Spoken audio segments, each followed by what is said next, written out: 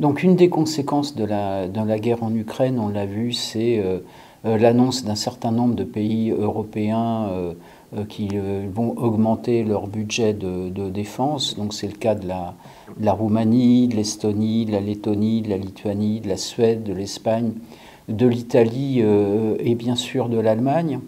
Alors ces annonces d'augmentation de budget de défense sont intéressantes en elles-mêmes parce qu'elles tentent à prouver que les États européens se sentent menacés, ce qui est tout à fait nouveau, puisque les budgets de défense européens en fait avaient tendance à diminuer depuis la fin de la guerre froide et à augmenter très légèrement depuis l'annexion de la Crimée déjà par la Russie en 2014. Mais là, c'est une augmentation très importante. Ça veut dire aussi que les pays européens ont conscience qu'ils ne peuvent pas faire éternellement appel aux États-Unis et qu'ils ont besoin de se défendre eux-mêmes. Alors on peut se dire que c'est une excellente chose, que les Européens prennent enfin conscience de la nécessité d'assurer leur sécurité, d'avoir plus d'autonomie stratégique.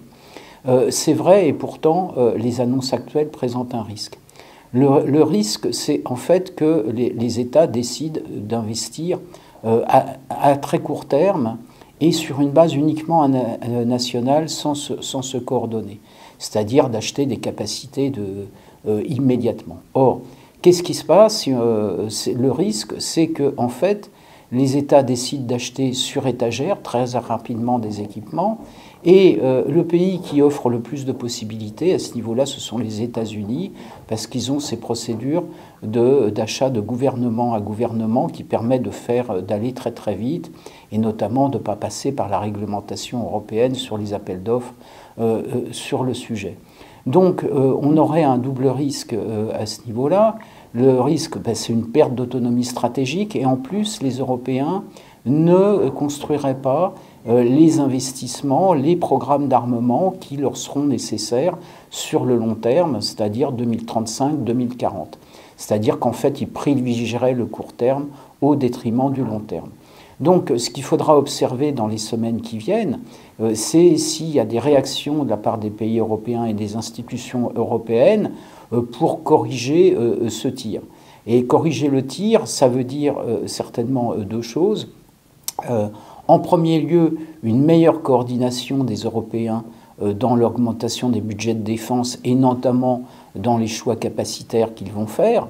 Il y a notamment finalement une inquiétude par rapport à l'augmentation du budget allemand, tout simplement du fait qu'ils veulent le faire très rapidement, utiliser leurs 100 milliards d'euros, ce qui est énorme, sur une durée de 4 ans, de 5 ans, ce qui veut dire consommer 20 milliards d'euros par an dans un investissement, ce qu'aucun pays européen ne peut faire.